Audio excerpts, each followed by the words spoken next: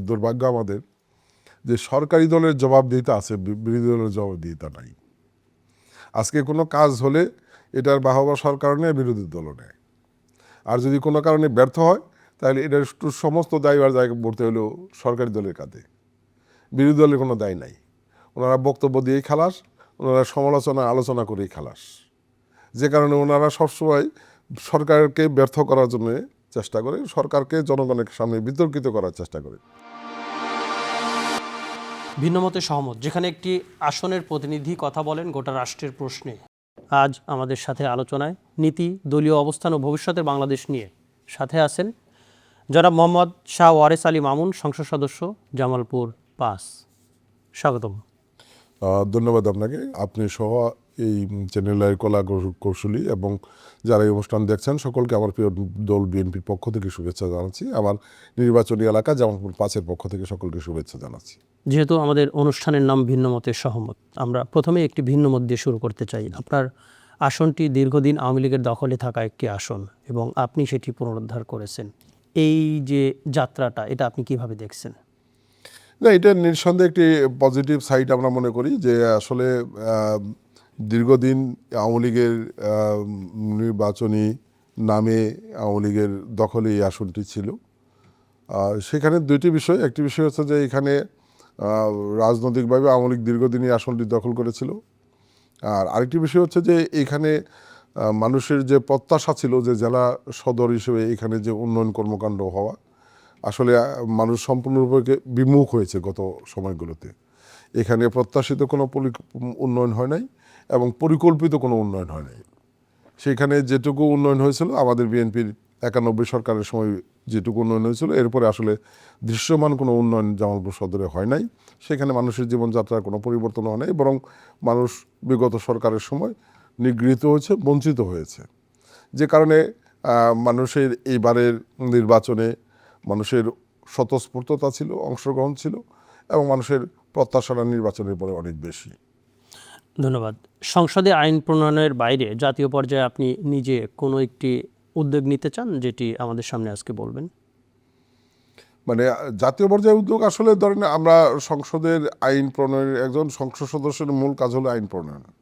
তা আমাদের দেশের বাস্তবতায় আসলে যেভাবে বলেন, আমাদের যেমন এখন বর্তমান সময়ে স্থানীয় সরকার নাই, আমাদের উপজেলা পরিষদ নাই, ইউনিয়ন পরিষদগুলোতেও বেশিরভাগ ফ্যাসিস্টের সরকারের সময় তারা নানাভাবে অনেকেই পলাতক, অনেকভাবেই আত্মগোপনে চলে গিয়েছে, অনেকেই মামলার আসামি হয়েছে। এই জায়গাগুলিতে আমি আসলে প্রকৃত বাস্তবতাটা বলতে চাই, যেহেতু সুযোগ পেয়েছি বলতে চাই। যদিও অনেকেই বলে যে একজন সংসদ সদস্য হলো আইন প্রণেতা, তা আমি তো মনে করি যে একজন সংসদ সদস্যর সকল কাজই করতে হয়। মানে জনপ্রতিনিধি হওয়ার কারণে এমন কোনো কাজ নাই যেটি করতে না হয়। এখন আপনাকে মানুষ গিয়ে ধরে যে আমার এলাকার রাস্তা করতে হবে, এখন এই রাস্তা করার জন্য তো আপনাকে কোথাও না কোথাও তদবির করতে হয়। আপনার এলাকার মানুষ যায় দাবি করে যে আমার এলাকায় একটি স্কুল করতে হবে, স্কুলটা তো আপনি নিজের টাকা, পকেটে টাকা দিয়ে করবেন না। স্কুল করার জন্য আপনাকে কোথাও না কোথাও তদবির করতে হয়। এবং এই কথাগুলো তো একজন সংসদ সদস্যকেই বলবে। সংসদ সদস্য কি বলবে? তো সঙ্গত কারণেই সংসদ সদস্যকে মানে আসলে উন্নয়ন কর্মকাণ্ডের কারণেই নানা প্রতিষ্ঠানে যেতে হয়, নানা প্রতিষ্ঠানে আবেদন করতে হয় এবং নানা প্রতিষ্ঠানে তাদের তদবির করতে হয়। আর সেই জায়গাতে আমরা আসলে জামালপুরের মানুষ দীর্ঘদিন বঞ্চিত। এই বঞ্চনা থেকে জামালপুর মানুষকে কতটুকু মুক্তি দিতে পারবো আমি জানি না, আল্লাহ পাক ভালো জানে। তবে আমার আন্তরিক চেষ্টা আছে, নির্বাচিত হওয়ার পর থেকেই আমি পরিকল্পিতভাবে জামালপুরের উন্নয়নে কিছু কাজ করার চেষ্টা চালিয়ে যাচ্ছি। বর্তমান জাতীয় অর্থনীতিতে আপনাকে যদি কোনো কিছু বলতে দেয়া হয় সংসদে, আপনি কি বলতে চান? দেখেন, বর্তমান জাতীয় অর্থনীতির প্রেক্ষাপটে আমাদের সবচেয়ে বড় সংস্কার যেটি হওয়ার উচিত সেটি হলো দুর্নীতির মানে বন্ধ করা, লুটপাটের রাজনীতি বন্ধ করা এবং উন্নয়নের নামে যে লুটপাট সেটি বন্ধ করা, দুর্বৃত্তায়ন বন্ধ করা। আমাদের নিজস্ব যে সঙ্গতি আছে, নিজস্ব যতটুকু সামর্থ্য আছে, আমরা যদি দুর্নীতির ঊর্ধ্বে উঠে স্বচ্ছভাবে আমরা সেটুকু নিয়েও কাজ করতে পারি, আমরা মনে করি যে জাতি হিসেবে অনেক দূরে এগিয়ে যাওয়ার সুযোগ আমাদের আছে। যদিও গত 17 বছরে আমরা আসলে এই দেশ একটি ঋণের আওতায় পড়ে গিয়েছি, যদিও 17 বছর লুটপাটের কারণে আমরা অর্থনীতিতে একটু বিরূপ ইয়ার মধ্যে অবস্থানের মধ্যে পড়ে গিয়েছি। বাট সেইখান থেকে ঘুরে দাঁড়ানোর জন্য সবচেয়ে বড় আমি চ্যালেঞ্জ যেটি মনে করি সেটা হলো দুর্নীতির বিরুদ্ধে আমাদের অবস্থান নেওয়া। কিন্তু আমরা সাধারণ সেই মানুষ জায়গাটা যদি আমরা অবস্থান নিতে পারি, আমার কাছে মনে হয় যে হয়তো একটু সময় লাগবে, বাট আমরা অনেক দূরে এগোতে পারবো। সাধারণ মানুষকে আপনি কিভাবে আশ্বস্ত করবেন যে এই যে দীর্ঘদিনের যে দুর্নীতি এটা আপনারা বন্ধ করতে পেরেছেন বা বন্ধ করবেন? না, এটা তো আসলে এই জায়গাগুলোকে কিন্তু ঢেকে রাখার কোনো সুযোগ থাকে না। আপনি যদি দুর্নীতি করেন, এই দুর্নীতি বর্তমান আপনি যদি যুগের প্রক্রিয়া অনুযায়ী দেখেন যে এটা ঢেকে রাখার সুযোগ নাই। এটা মিডিয়া আছে, জনগণ জানে, বা বিভিন্ন সংস্থা আছে, এটা কোনো না কোনোভাবে জনগণের সামনে প্রচারিত হয়, উপস্থাপিত হয়। সেক্ষেত্রে এটাকে আপনি ঢেকে রাখার সুযোগ আছে বলে আমরা হয়তো করতে পারবেন দুর্নীতি, বাট এটাকে আপনি পুরোপুরি ঢেকে রাখতে পারবেন এটা আমরা মনে করি না। মিডিয়া আর বা যে একটা- যেগুলোর কথা বললেন এগুলো তো আগেও ছিল, হ্যাঁ মিডিয়া ছিল, তো আগেও ছিল। কিন্তু এটা কি আসলে বিগত সরকার ঢেকে রাখতে পেরেছে? আমি তো মনে করি যে পারে নাই বলেই বিদায় কিন্তু সরকারের বিরুদ্ধে জনগণ চলে গিয়েছে। সেই ক্ষেত্রে আমরা যেটা মনে করি আসলে যে এই জায়গাগুলো দৃশ্যমান কিছু বিষয় আছে। যেমন সরকার ইতিমধ্যেই ধরেন কিছু কার্যক্রম হাতে নিয়েছে, যেমন শিক্ষা ব্যবস্থার উন্নয়নের জন্য। শিক্ষার ক্ষেত্রে কিন্তু আমরা একটা চরম বিপর্যয়ের মধ্যে চলে গেছিলাম। সেক্ষেত্রে শিক্ষা ব্যবস্থা আমাদের বিশেষ করে প্রাথমিক বিদ্যালয়ের অনেক ছেলে মেয়ে মানে স্কুল থেকে ঝরে পড়েছে, স্কুলমুখী ছিল না। সেই জায়গায় মাননীয় প্রধানমন্ত্রী যে উদ্যোগগুলো নিয়েছেন, আমি মনে করি যে আমাদের ছেলেমেয়েরা আবার স্কুলমুখী হবে, শিক্ষামুখী হবে। এবং শিক্ষাকে সমৃদ্ধ করার জন্য, মানসম্পন্ন শিক্ষা তৈরি করার জন্য উনি নানামুখী পদক্ষেপ নিয়েছেন। একই সাথে যেটি আমি গুরুত্বপূর্ণ মনে করি যে শিক্ষা জীবন শেষে যাতে আপনি একটি কর্মসংস্থানের সাথে নিজেকে সম্পৃক্ত করতে পারেন, উপার্জনের সাথে সম্পৃক্ত করতে পারেন, যেটা আসলে আমাদের দেশের প্রেক্ষাপটে শিক্ষার একটি বড় লক্ষ্য হচ্ছে যে আপনি লেখাপড়া শেষ করে আপনি উপার্জনের সাথে সম্পৃক্ত হবেন। সেই ক্ষেত্রে কিন্তু উনি নানামুখী পদক্ষেপ নিয়েছেন। যেটা আমি যেটি উল্লেখ করতে চাই যে আমরা আমাদের কারিগরি শিক্ষাটা কিন্তু আমরা মনে করি যে আসলে উন্নয়ন উপার্জনের সাথে অনেক বেশি গুরুত্বপূর্ণ। আমাদের দেশের অধিকাংশ অনেক মানুষ যারা বিদেশে শ্রমবাজারে যায়, আসলে তাদের মানে কারিগরি শিক্ষা না থাকার কারণে, ভাষাগত শিক্ষা না থাকার কারণে, সেখানে মাননীয় প্রধানমন্ত্রী শিক্ষার ক্ষেত্রে কিন্তু একটি গুরুত্বপূর্ণ মানে পদক্ষেপ নিয়েছেন যে বাংলা এবং ইংরেজি ভাষার পাশাপাশি আরও গুরুত্বপূর্ণ যে দেশগুলোতে আমাদের শ্রমবাজারে যাত্রা বেশি, সেই দেশের ভাষা শিক্ষা এখানে সম্পৃক্ত করা, যাতে আপনি লেখাপড়া শেষ করে যদি সেই দেশেও যান, আপনি ভাষাগত অবস্থানের দিক থেকে যদি সমৃদ্ধ হন, এই ভাষাগত কারণে আপনি সেই দেশে অনেক কিছু করার সুযোগ পাবেন, এবং উচ্চ পর্যায়ে যাওয়ার সুযোগ তৈরি সক্ষমতা হবে। থাকে। এটি কিন্তু আমি মনে করি মানে অত্যন্ত গুরুত্বপূর্ণ একটি সিদ্ধান্ত আর কি। আপনার যেটি বললাম যে কারিগরি শিক্ষাকে মাননীয় প্রধানমন্ত্রী সবচেয়ে বেশি গুরুত্ব দিচ্ছেন শিক্ষার প্রসারতার ক্ষেত্রে, যাতে আপনি শিক্ষা জীবন শেষ করে যদি সরকারি চাকরি নাও পান, অন্তপক্ষে আপনি বিদেশে গিয়েও আপনি কারিগরি শিক্ষা যদি থাকে আপনি ভালো কিছু করতে পারবেন। দেশের মধ্যেও কিন্তু আত্মকর্মসংস্থানের ক্ষেত্রে আমরা ভালো কিছু করতে, মানে প্রধানমন্ত্রী কিন্তু এই জাতীয় উদ্যোগ নিয়ে এটি অলরেডি বাস্তবায়নের পথে হাঁটছেন। আপনি ধরেন আজকে যেটি আমরা বলি যে আমাদের সবচেয়ে বড় বিপর্যয়ের সবচেয়ে বড় কারণ ছিল নির্বাচন ব্যবস্থাকে ধ্বংস করে দেওয়া। সেই ক্ষেত্রে নির্বাচন ব্যবস্থা যাতে আর কোনো রাজনৈতিক ম্যানিপুলেশন না হয়, সেই ক্ষেত্রে কিন্তু গণতন্ত্র নির্বাচনকে সুষ্ঠু প্রক্রিয়া করা এবং নিরপেক্ষ সরকার বা তত্ত্বাবধায়ক সরকার নির্বাচন করার একটি সিদ্ধান্ত কিন্তু ইতিমধ্যে হয়েছে। কাজেই এই জায়গাটাতে যদি স্বচ্ছতা তৈরি হয়, আমি মনে করি জবাবদিহিতাটাও তৈরি হয়ে যাবে। ধন্যবাদ। সেই সাথে যদি আপনাকে আমি একটি প্রশ্ন করি যে তরুণ প্রজন্মের কর্মসংস্থান নিয়ে, যদিও আপনি আপনার কথায় উল্লেখ করেছেন, যে জাতীয় পর্যায়ে আসলে কি ধরনের নীতি হওয়া উচিত বলে আপনি মনে করেন, যেহেতু আপনি একজন আইনজীবী এবং একই সাথে আপনি একজন রাজনীতিবিদ? এটা আমি মনে করি সরকারের জন্য সবচেয়ে বড় চ্যালেঞ্জ হলো যে কর্মসংস্থান তৈরি করা। এটা আসলে মুখ দিয়ে বললে হয় না, সেখানে নানামুখী পদক্ষেপ নেওয়া হচ্ছে। নানামুখী পদক্ষেপের মধ্যে একটি হচ্ছে যে নতুন নতুন কিছু শিল্প কারখানা তৈরি করা। গতকালকে মাননীয় প্রধানমন্ত্রী আমাদের সারা বাংলাদেশের অর্থনৈতিক অঞ্চল যেগুলো আছে সেগুলোর যারা দায়িত্বে আছে তাদেরকে নিয়ে একটি গুরুত্বপূর্ণ বৈঠক করেছেন। এটা হয়তো পত্রপত্রিকায় আপনারা দেখেছেন। এবং সেখানে কিন্তু পরিকল্পনা হাতে নেওয়া হয়েছে যে মানে নতুন নতুন শিল্পকে সমৃদ্ধ করা, সেই অর্থনৈতিক অঞ্চলগুলোতে শিল্পকে উৎসাহিত করা এবং সেখানে নতুন নতুন কর্মসংস্থান তৈরি করা। পাশাপাশি আরেকটি উদ্যোগ নেওয়া হচ্ছে যেটি আমাদের বিএনপির প্রতিষ্ঠাতা চেয়ারম্যান জিয়া রহমানের সময় করা হয়েছিল, যে বিশ্বের বিভিন্ন দেশে শ্রমবাজারে বাংলাদেশের যে মানে বাজার সেটিকে সমৃদ্ধ করা। আমরা যত বেশি শ্রমিক বিদেশে পাঠাতে পারবো আমাদের বেকার যুবকদের কর্মসংস্থানের একটি সুযোগ তত বেশি সমৃদ্ধ হবে। ইতিমধ্যেই মাননীয় প্রধানমন্ত্রী মালয়েশিয়া সফর করেছেন।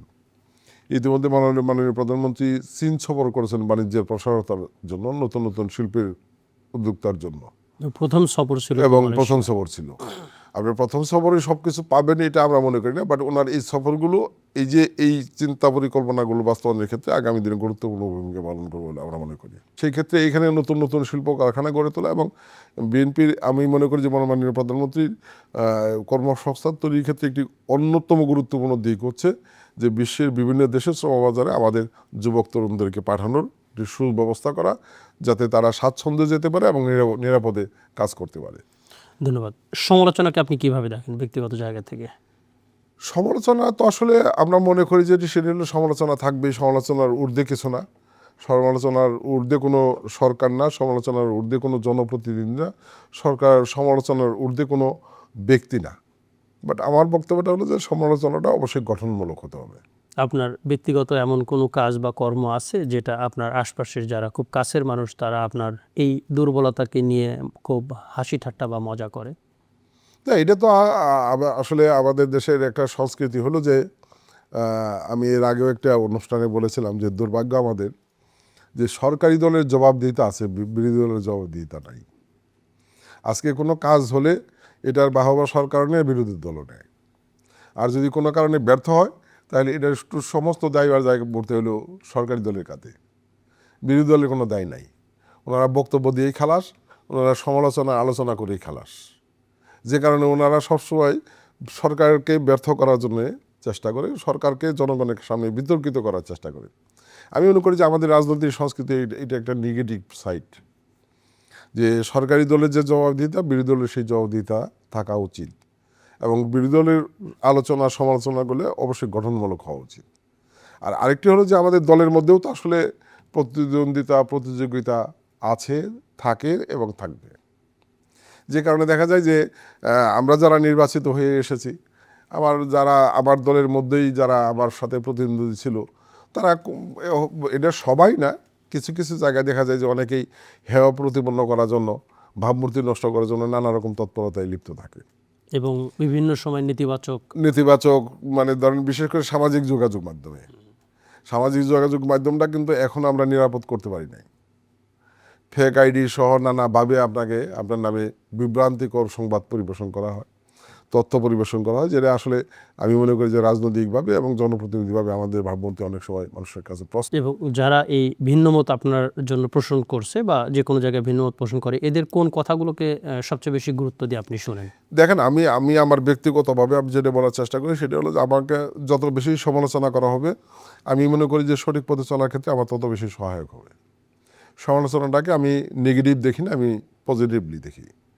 যে আমি যখন দেখি যে আমাকে নিয়ে সমালোচনা করা হচ্ছে তখন আমি সেটি বিশ্লেষণ করার চেষ্টা করি যে সেইখানে আমার কোনো ঘাটতি আছে কিনা। যদি ঘাটতি থাকে সেটিকে সংশোধন করে সঠিক পথে চলার চেষ্টা করি। বাট আমি আবারও বলছি যে সমালোচনাটা অবশ্যই গঠনমূলক হওয়া উচিত। আপনার নিজের দলের এমন কোনো সিদ্ধান্ত আছে যেটাতে আপনি সরাসরি একমত নন? না, এই জায়গাগুলিতে আমার দলের এরকম কোনো সিদ্ধান্ত আমাদের দলের ভিতরে যদি কোনো বিষয়, যেমন আমি আপনাকে বলি, আমাদের প্রথম অধিবেশন এবং দ্বিতীয় অধিবেশনে আমরা কিন্তু অধিবেশন চলা অবস্থায় আমাদের মাননীয় প্রধানমন্ত্রী সংসদীয় দলের বেশ কয়েকটি বৈঠক আহ্বান করেছেন এবং সেখানে আমাদের বিভিন্ন গুরুত্বপূর্ণ মন্ত্রণালয়ের দায়িত্বে মাননীয় মন্ত্রী যারা, তাদেরকে দিয়ে একটি বিবৃতি আমাদের সামনে উপস্থাপন করেছেন এবং সেইখানে তার এগেনস্টে আমরা যারা জাতীয় সংসদ সদস্য, আবার বাস্তবতার প্রেক্ষিতে আলোকে যদি আমাদের কোনো প্রশ্ন থাকে, তাদের কর্ম নিয়ে যদি কোনো ঘাটতি থাকে, কোনো সমালোচনা করার সুযোগ থাকে, সেই সুযোগটা কিন্তু জাতীয় সংসদ সদস্য আমাদেরকে দিয়েছেন, যে আমাদের কাছে মাননীয় মন্ত্রীদের জবাব দিয়ে তার একটি জায়গা কিন্তু উনি তৈরি করে দিয়েছেন। তা আমি মনে করি যে এখানে আসলে জবাবদিহিতার ঊর্ধ্বে কেউ না, এখানে জবাবদিহিতার ঊর্ধ্বে কেউ না। দলের মধ্যেও যদি এরকম কোনো বিষয় থাকে, সেটি দলীয় ফোরামে আলোচনার মধ্য দিয়ে আমরা সমাধানের উদ্যোগ নিই, এবং আমি মনে করি যে এটি হলো সঠিক জায়গা, আমরা ওই জায়গাটাতেই হাঁটার চেষ্টা করছি। সেই সাথে আপনার আশপাশে কি এমন কাউকে রাখেন বা এমন কেউ আছে যে সরাসরি আপনার কোনো যদি ভুল হয় সেটি ভুল বলার সাহস রাখে? দেখেন, আমি তৃণমূল থেকে একদম জনগণের সাথে সার্বক্ষণিক রাজনীতি করে আমি আজকে এই জায়গায় এসেছি। আমার সাথে জনগণের সার্বক্ষণিক সম্পৃক্ততা আছে, এবং আমার দলের নেতাকর্মীদের সার্বক্ষণিক সম্পৃক্ততা আছে। আমি বেশিরভাগ সময় দলের নেতাকর্মীদের সাথেই কাটানোর চেষ্টা করি। কাজে আমি মনে করি যে এই জায়গাটাতে আমার কোনো রকমের বাধা আছে বলে আমি মনে করি না। আমার পথ চলায় যদি কারো কখনো ভুল পরিলক্ষিত হয়, আমাকে সরাসরি বললে আমি নিঃসন্দেহে আনন্দিত হই এবং সেটিকে সাধুবাদ জানাই। এখানে আমি বিরূপ হওয়ার কোনো কারণ আছে বলে আমি মনে করি না। খুব সুন্দর। আমাদের আরেকটি প্রশ্ন, দলীয় পরিচয়ের ঊর্ধ্বে গিয়ে আইন শৃঙ্খলা রক্ষা করা উচিত কিনা, আপনার কাছে কি মনে হয়? এটা আমি নিঃসন্দেহে আমি এটা এইভাবেই বলবো যে আপনি যদি দলীয় পরিচয়ের ঊর্ধ্বে উঠে আইন শৃঙ্খলাকে মানে নিরাপদ করার প্রচেষ্টা গ্রহণ না করেন, তাহলে আপনার দ্বারা আইন শৃঙ্খলা নিরাপদ হবে না। আমি যদি দলীয় নেতা কর্মী বা সমর্থকের ক্ষেত্রে বা আপনার প্রিয় মানুষের ক্ষেত্রে আইনের ক্ষেত্রে যদি ব্যত্যয় ঘটিয়ে তাকে ছাড় দেওয়ার চেষ্টা করেন, তাহলে অন্যদেরকে আপনি নিয়ন্ত্রণ করতে পারবেন। আইন ও শৃঙ্খলা রক্ষার্থে সমন্বয়টা কিভাবে প্রয়োজন রাষ্ট্রের? এটা আসলে আমরা মনে করি যে আসলে ধরেন আইন শৃঙ্খলা রক্ষাকারী বাহিনী যারা আছে, তাদের সাথে জনগণের সম্পৃক্ততা তৈরি করা, জনপ্রতিনিধিদের সম্পৃক্ততা তৈরি করা, প্রশাসন এবং জনপ্রতিনিধি একটি সমন্বয়ের মধ্য দিয়ে একটি শান্তিপূর্ণ অবস্থান তৈরি করতে পারে।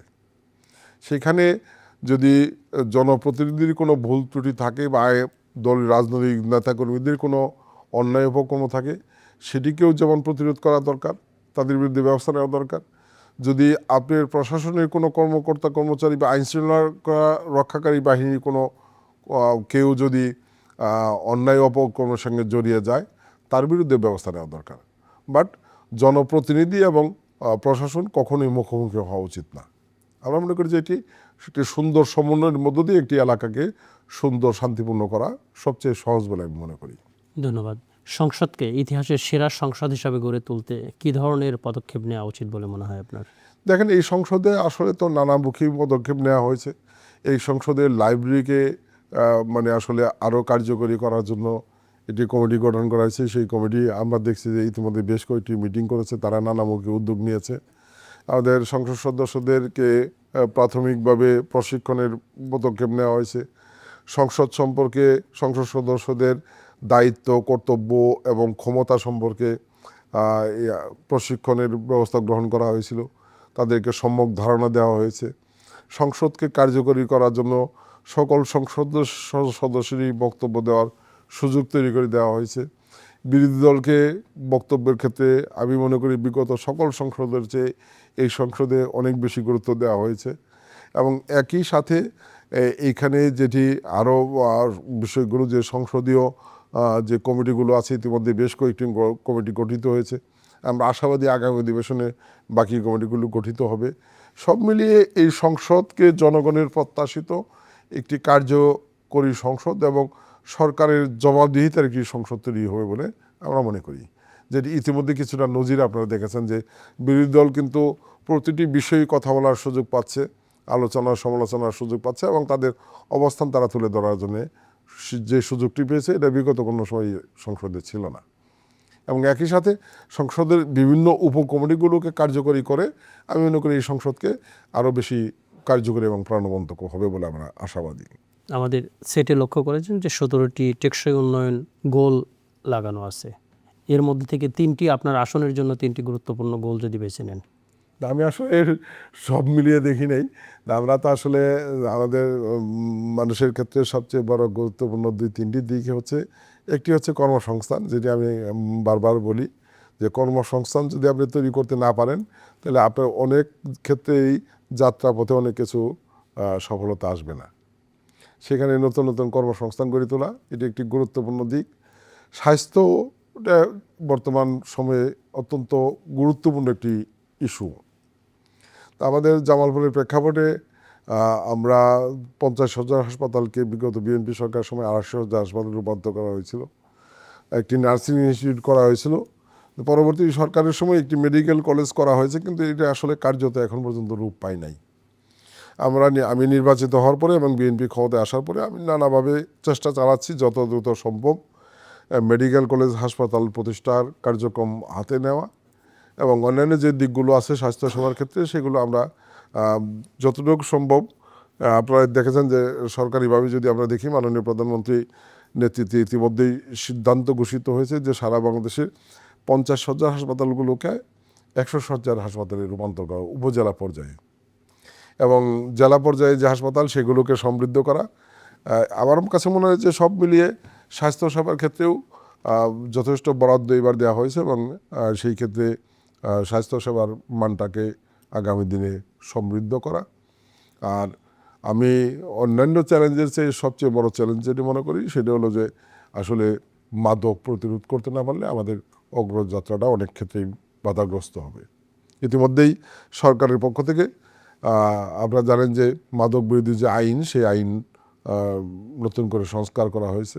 সেখানে মাদক ব্যবসায়ীদের শাস্তির মেয়াদ আগের চেয়ে বাড়ানো হয়েছে, শাস্তির পরিধি বাড়ানো হয়েছে এবং মাদকদ্রব্য নিয়ন্ত্রণ অধিদপ্তরকে আরও বেশি কার্যকরী করার জন্য জনবল বাড়ানো, গাড়ির সাপোর্ট দেওয়া, অস্ত্রের সাপোর্ট দেওয়া, ডগ স্কোয়াড শক্তিশালী করা সহ নানামুখী পদক্ষেপ সরকার নিচ্ছে। সে জায়গায় কি সংসদ সদস্যের এবং সেই সাথে সাধারণ মানুষের কি কোনো সহযোগিতা প্রয়োজন আছে? অবশ্যই প্রয়োজন আছে। আপনি এটা খালি এই ক্ষেত্রে না, যে কোনো ক্ষেত্রে যদি জনগণ সচেতন না হয়, জনগণ সহযোগিতা না করে, শুধুমাত্র আইন শৃঙ্খলা রক্ষাকারী বাহিনী দিয়ে আপনি আইনকে সুরক্ষা করতে পারবেন না। সেই জায়গায় জনগণের সচেতনতার অত্যন্ত গুরুত্বপূর্ণ একটি দিক বলে আমরা মনে করি এবং জনগণের সচেতনতার মধ্য দিয়ে, প্রতিরোধের মধ্য দিয়েই আপনার আইন শৃঙ্খলা রক্ষাকারী বাহিনীর মানে যে কার্যক্রম সেটি কার্যত কার্যকরী হবে বলে আমরা মনে করি। পুরো দেশ তথা বাংলাদেশকে আগামী 3 থেকে 5 বছর পর আপনি কোন জায়গায় দেখতে পাচ্ছেন? দেখেন, আমরা স্বপ্ন তো অনেক কিছু দেখি, আশাবাদী আমরা, স্বপ্নও দেখি, আমরা স্বপ্ন নিয়ে আমরা আশাবাদী যে আমরা, তবে যে জায়গায় একটি বড় প্রতিবন্ধকতা যে আমরা একটা নেগেটিভ জায়গা থেকে আমাদেরকে ঘুরে দাঁড়াতে হচ্ছে, সে জায়গায় আমরা অনেক দূর এগুলোর স্বপ্ন দেখি, তারপরেও আমরা মনে করি যে আমরা অনেক দূর এগিয়ে যাব। ভিন্নমত থাকতে পারে, কিন্তু রাষ্ট্রের স্বার্থে সহমত হওয়া প্রয়োজন কোথায়, এবং সেই সাথে আপনার নিজের ভাষায় যদি দেশের মানুষের উদ্দেশ্যে একজন সংসদ সদস্য হিসাবে যদি কিছু বলে দিতে চান আমাদের এই অনুষ্ঠানের মাধ্যমে বলতে পারেন। আমি দুইটি বিষয় বলবো, সেটা হলো যে আসলে ভিন্নমত থাকবেই, ভিন্নমতটাও কিন্তু মানে আমি যেটা বলি যে একটা কার্যকরী বিরোধী দল একটা সরকারের সঠিক পথ চালার ক্ষেত্রে সবচেয়ে বড় সহায়ক শক্তি। সেই ক্ষেত্রে আমরা মনে করি যে ভিন্নমতের যারা, তারা অবশ্যই গঠনমূলক আলোচনা সমালোচনা করবে, সেটা একটা আমার আবেদন। আর আরেকটা আবেদন হলো যে আমরা যারা দেশবাসী স্বাভাবিকভাবেই মানবিক বিপর্যয়ের একটা চরম জায়গাতে আমরা চলে গিয়েছি, তো এখানে আমাদেরকে সেই জায়গায় উত্তরণ ঘটাতে হবে এবং আমি যদি আমাদের সকলের প্রতি বলার চেষ্টা করবো সেটা নিজের হলো যে শিকড়ের ভাষায় যদি বলতে চান, দেশকে ভালোবাসতে হবে, মানুষকে ভালোবাসতে হবে। আমরা যদি দেশকে ভালোবাসি, মানুষকে ভালোবাসি, আমাদের সবার দ্বারা দেশে উপকৃত। নিজস্ব কোনো ভাষা আছে, মানে শিকড়ের ভাষা? আমাদের অনুষ্ঠানের প্যাটার্নটাই এরকম, একেবারে শিকড়ের থেকে বলা আর কি। না, আমাদের জামালপুরের আঞ্চলিক ভাষা আসলে তো আছেই, আমাদের জামালপুরের আঞ্চলিক ভাষায় আছে। আমি সেই আঞ্চলিক ভাষায় যদি মানুষের উদ্দেশ্যে বলে দেন। না, আমি আমার জামালপুরের মানুষের বিনয়ের সাথেই বলতে চাই যে এটা আমাদের জামালপুর, আমাদের প্রাণের জামালপুর, আমাদের স্বপ্নের জামালপুর। আসেন আমরা সবাই মিলে আমাদের জামালপুরটারে সুন্দর করার জন্য সবাই মিলে চেষ্টা করি, আমাদের কাজ আমরা সবাই মিলে সম্মিলিতভাবে করি এবং এই জামালপুরকে ভালোবেসে আমরা জামালপুরকে একটা সমৃদ্ধ জামালপুরে রূপান্তর করি। এটা আমার দর্শক কি এটাকে আপনার জামালপুরের ভাষা হিসেবে নিয়ে নেবে? জামালপুরের ভাষা তো আসলে নিজস্ব ভাষা? আরো নিজস্ব কিছু ভাষা আছে আসলে, সেটা মানে হুট করে এই মুহূর্তে আমার পক্ষে ওইভাবে বলা সম্ভব না আর কি। আমরা স্থানীয় পর্যায়ে জেনে বলি আসলে।